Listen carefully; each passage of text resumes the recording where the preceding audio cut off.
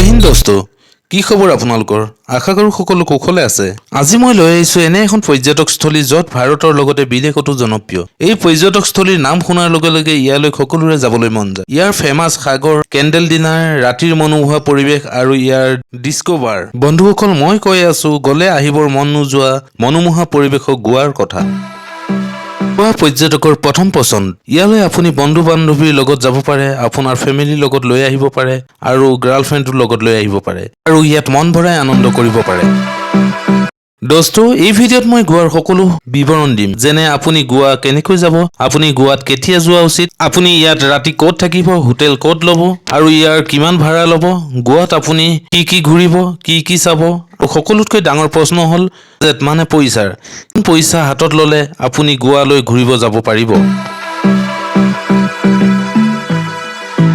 বন্ধুসকল, এই ভিডিঅ'ত মই গোৱা ভ্ৰমণৰ A to Z দেখুৱাবলৈ চেষ্টা কৰিম, গতিকে ভিডিঅ'টো অলপো স্কিপ নকৰাকৈ শেষলৈ চাব, কাৰণ সদৌ শেষত মই আপোনালোকক ইয়াৰ বাজেটৰ বিষয়ে জনাম। গতিকে ভিডিঅ'টো শেষলৈ চাব যাতে গোৱা ভ্ৰমণত কোনো অসুবিধা নহয়। গতিকে পলম নকৰি পলক গোৱাৰ সেই ৰঙীন মায়া নগৰীলৈ। বন্ধুসকল, গোৱা ঘূৰিবৰ বাবে ইয়াক দুটা ভাগত ভাগ কৰিব পাৰে। এটা হ'ল নৰ্থ গোৱা, আনটো হ'ল চাউথ গোৱা। যদি আপুনি লেট নাইট আনন্দ আৰু ভিৰ পৰিৱেশ ভাল পায়, তেনেহ'লে আপোনাৰ বাবে নৰ্থ গোৱা সকলোতকৈ বেষ্ট হ'ব। আৰু যদি আপুনি হুলস্থুলীয়া পৰিৱেশ ভাল নাপায়, শান্তিৰ পৰিৱেশ লাগে, তেতিয়াহ'লে আপুনি চাউথ গোৱা যাব পাৰে। বন্ধুসকল, যদি মোৰ ফালৰ পৰা আপোনালোকক ক'বলৈ যাওঁ, তেনেহ'লে আপোনালোকৰ বাবে বেষ্ট হ'ব নৰ্থ গোৱা, কাৰণ ইয়ালৈ বেছি সংখ্যক পৰ্যটক আহে। বন্ধুসকল, প্ৰথমে জানো আহক গোৱালৈ কিদৰে আহিব। গোৱালৈ আপুনি ট্ৰেইন বা ফ্লাইটত আহিব পাৰে। যদি আপুনি গোৱাৰ 200 পৰা 300 কিলোমিটাৰ দূৰত আছে, তেতিয়াহ'লে বাছৰ সহায়তো ইয়ালৈ আহিব পাৰে। যদি উৰাজাহাজত মানে ফ্লাইটত অহাৰ কথা কওঁ, তেতিয়াহ'লে ইয়াৰ এয়াৰপৰ্ট হ'ল ভাস্কো দা গামা এয়াৰপৰ্ট। ই দক্ষিণ ভাৰতত অৱস্থিত এটা ডাঙৰ বিমানবন্দৰ। ইয়ালৈ আপুনি ডাইৰেক্ট টিকেট পাব। যদি ইয়ালৈ ডাইৰেক্ট ফ্লাইট নাপায়, তেতিয়াহ'লে প্ৰথমে আপুনি মুম্বাই এয়াৰপৰ্টত আহিব লাগিব। ইয়াৰ পৰা গোৱালৈ ডাইৰেক্ট ফ্লাইট পোৱা যায়।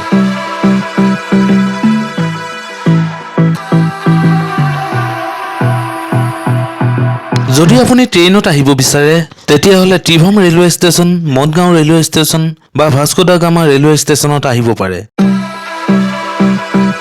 বন্ধুসকল, মদগাঁও আৰু ভাস্কো দা গামা দক্ষিণ ভাৰতৰ ৰেলৱে ষ্টেচন হয় আৰু ত্ৰিভম ৰেলৱে ষ্টেচন নৰ্থ গোৱাৰ হয়। যদি নৰ্থ গোৱাত আহিব বিচাৰে, তেতিয়াহ'লে আপোনাৰ বাবে ত্ৰিভম ৰেলৱে ষ্টেচনত আহিলে অতি সুবিধাজনক হ'ব, কাৰণ যিবোৰ পৰ্যটকস্থলীলৈ যাম সেই তাৰে ভিতৰত এটা হ'ল কেলেংগুট। কেলেংগুট ত্ৰিভম ৰেলৱে ষ্টেচনৰ পৰা 18 কিলোমিটাৰ মাত্ৰ। বন্ধুসকল, এতিয়া মই আহি পালোঁ ত্ৰিভম ৰেলৱে ষ্টেচন। বলক মই আপোনালোকক জনাই আছোঁ কেলেংগুট যাবলৈ কি ব্যৱস্থা আছে। আপুনি ইয়ালৈ বাছৰ সহায়ত আহিব পাৰে। ৰেলৱে ষ্টেচনৰ কাষতে বাছ পাব। বাছৰ ভাড়া ল'ব 30 টকাৰ পৰা 40 টকা প্ৰতিজন আৰু 30 মিনিটত ধুনীয়াকৈ কেলেংগুটত নমাই দিব। আপুনি টেক্সিৰে আহিব পাৰে আৰু টেক্সিও আপুনি ষ্টেচনৰ কাষতে পাব। টেক্সিত ভাড়া ল'ব প্ৰতিজন 400 পৰা 500 টকা। বন্ধুসকল, আপোনালোকে ইয়াত স্কুটি আৰু বাইকো ৰেণ্টত পাব। স্কুটি আৰু বাইক ৰেণ্টত লৈ গোৱা ঘূৰিব পাৰে। ৰেলৱে ষ্টেচনৰ কাষতে বহুতো এজেঞ্চি পাব আৰু ইয়াৰ পৰাই আপুনি বাইক স্কুটি ৰেণ্টত ল'ব পাৰিব। গোৱাত বাইক আৰু স্কুটি ৰেণ্টত দিয়া এজেঞ্চি সকলো ঠাইতে আপুনি পাব। আপোনাৰ সুবিধা অনুযায়ী আপুনি বাইক আৰু স্কুটি ৰেণ্টত ল'ব পাৰিব। যদি স্কুটি ভাড়াৰ কথা কওঁ, তেতিয়াহ'লে প্ৰতিদিনে 400 পৰা 500 টকা আৰামত পাব আৰু বাইক 500 পৰা 600 টকাকৈ প্ৰতিদিনে পাব। আৰু যদি বুলেট ল'ব বিচাৰে, তেনেহ'লে বুলেটৰ ৰেণ্ট প্ৰতিদিনে 600 পৰা 700 টকাকৈ। বন্ধুসকল, যদি আপুনি ফেমিলিৰ লগত আহিছে, তেতিয়াহ'লে কাৰ ৰেণ্টত ল'ব পাৰে। প্ৰতিদিনে কাৰৰ ভাড়া ল'ব 1200 পৰা 2000 টকালৈ। আপুনি ইয়াত ধুনীয়া কণ্ডিশ্যনৰ স্কুটি, বাইক, কাৰ ৰেণ্টত পাব। বন্ধুসকল, ৰেণ্টত লোৱাৰ সময়ত ড্ৰাইভিং লাইচেন্স থকাটো বাধ্যতামূলক। যদি আপোনাৰ লাইচেন্স নাই, তেতিয়াহ'লে আপুনি ৰেণ্টত ল'ব নোৱাৰিব। আৰু এটা কথা বন্ধুসকল, যদি আপোনালোকে দুজনে ল'ব বিচাৰিছে স্কুটি বা বাইক, তেতিয়াহ'লে হেলমেট দুটা ল'বলৈ নাপাহৰিব, কাৰণ ইয়াৰ পৰা আপোনাৰ নিজৰ সুৰক্ষা আৰু পুলিচৰ কোনো প্ৰব্লেম নহয়। আৰু এটা অনুৰোধ, আপুনি স্কুটি, বাইক বা কাৰ ৰাখোঁতে সদায় পাৰ্কিঙতহে ৰাখিব। পাৰ্কিঙত ৰাখিলে আপোনাৰ পুলিচৰ পৰা বা ফাইন ভৰাৰ কোনো ভয় নাথাকে।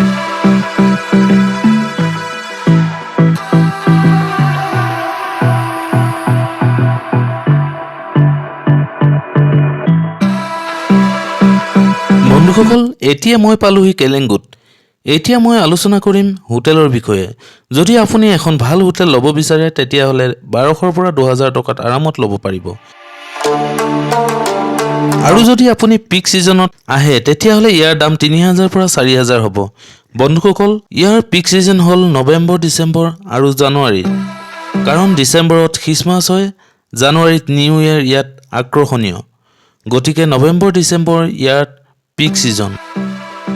বন্ধুসকল, যদি কম খৰচত ঘূৰিব আহিব বিচাৰে তেতিয়াহ'লে মাৰ্চ, এপ্ৰিল, মে নাইবা ছেপ্টেম্বৰ, অক্টোবৰত ধুনীয়াকৈ আহি আনন্দ উপভোগ কৰিব পাৰে। এই কেইমাহত আহিলে বহুত কম খৰচত আপুনি ঘূৰিব পাৰিব।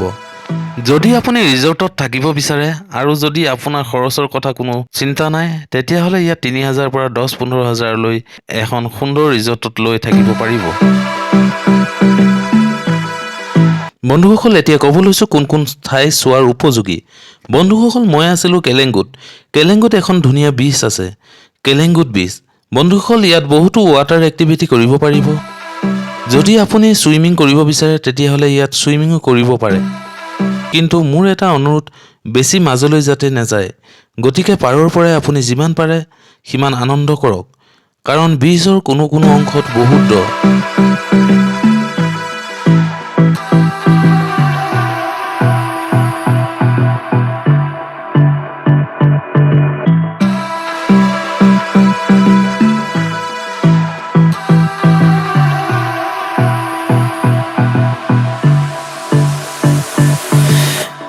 I don't know what you want. Let's have a bit of fun till I downfall. My love, if you feel like I do right now.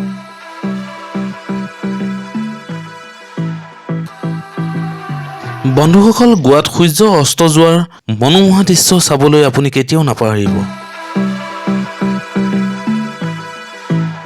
বন্ধুসকল, গোৱা লাইফষ্টাইল আৰু নাইট পাৰ্টিৰ বাবে জনপ্ৰিয়। সন্ধিয়া হোৱাৰ লগে লগে ইয়াৰ ডিস্কো আৰু পাৰ্টি আৰম্ভ হৈ যায়। বন্ধুসকল, যদি ডিস্কোত জইন কৰিব যায় তেতিয়াহ'লে ইয়াৰ নিয়মাৱলীসমূহ আগতীয়াকৈ জানি ল'ব।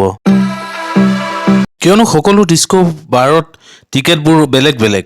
কিছুমানত কেৱল নাচ গানৰ বাবে টিকেট পোৱা যায় আৰু কিছুমানত নাচ গানৰ লগতে খাদ্যৰ প্লাছ থাকে।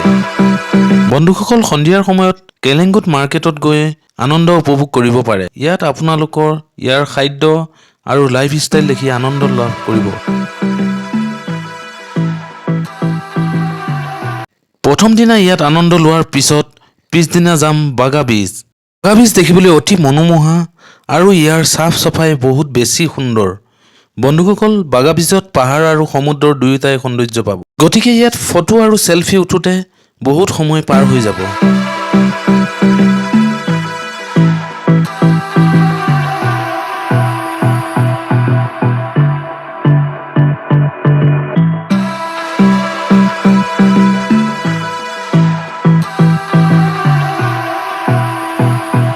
যদি আপুনি ৱাটাৰ এক্টিভিটি কৰিব বিচাৰে তেতিয়াহ'লে ইয়াতো ৱাটাৰ এক্টিভিটি কৰিব পাৰে। যদি ৱাটাৰ এক্টিভিটিৰ খৰচৰ কথা কওঁ তেতিয়াহ'লে ইয়াৰ সকলোৰে দাম বেলেগ বেলেগ। যদি সকলোবোৰ একেলগে কৰিব বিচাৰে তেতিয়াহ'লে 2000 পৰা 3000 টকাত কৰিব পাৰে। বন্ধুসকল, গোটেই দিন ইয়াত থকাৰ পিছত সময় হ'লে কেণ্ডুলিম বীচত যাব পাৰে।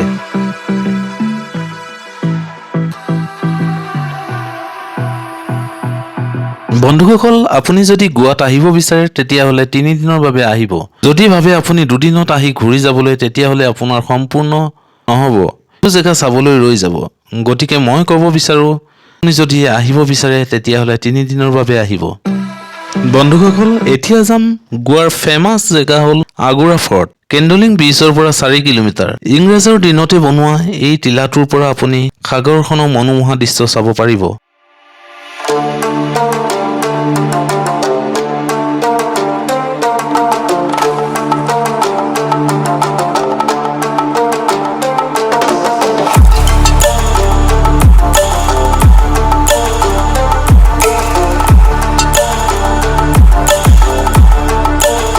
ইয়াৰ বাহিৰেও আপুনি চাৰ্চত যাব বিচাৰিলে যাব পাৰে। ইয়াত ধুনীয়া ধুনীয়া চাৰ্চ আছে। তাৰ বাহিৰেও ইয়াত মিউজিয়ামো চাব পাৰে।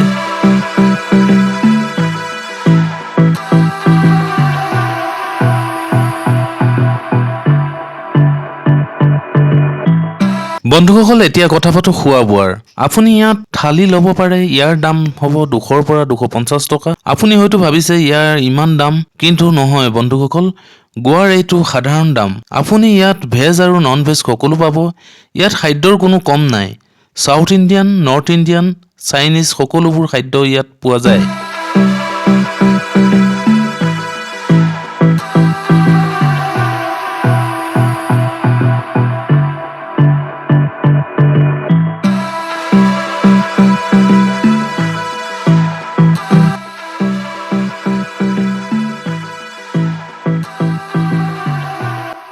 বন্ধুসকল এতিয়া কথা পাতিম বাজেটৰ মানে খৰচৰ কিমান পইচাত আপুনি এই মনোমোহা ভ্ৰমণটো সম্পূৰ্ণ কৰিব পাৰিব বন্ধুসকল মই ধৰি লৈছো আপোনালোক দুজন আহিছে তেতিয়াহলে অলপ খৰচ কমতে হ'ব কিয়নো স্কুটি ৰেন্ট আৰু হোটেলৰ খৰচ দুইজনে দুভাগ হৈ যাব সৰ্বমুঠ আপুনি প্ৰতিজনৰ 4000 পৰা 5000ত এই ভ্ৰমণ সম্পূৰ্ণ কৰিব পাৰিব ইয়াত আপুনি হোটেল আৰু স্কুটি 1500 পৰা 2000 টকা প্লাস কৰিলে 6000 পৰা 7000 টকা সম্পূৰ্ণ হ'ব বন্ধুসকল যদি আপুনি পাৰ্টি কৰে ৰিজৰ্টত থাকে বা ওয়াটাৰ এক্টিভিটি কৰে তেতিয়াহলে হেয়া আপোনাৰ এক্সট্ৰা হৈ যাব আপুনি আপোনাৰ বাজেটৰ ওপৰত নিৰ্ভৰ কৰি আপোনাৰ টিপছটো সম্পূৰ্ণ কৰিব পাৰে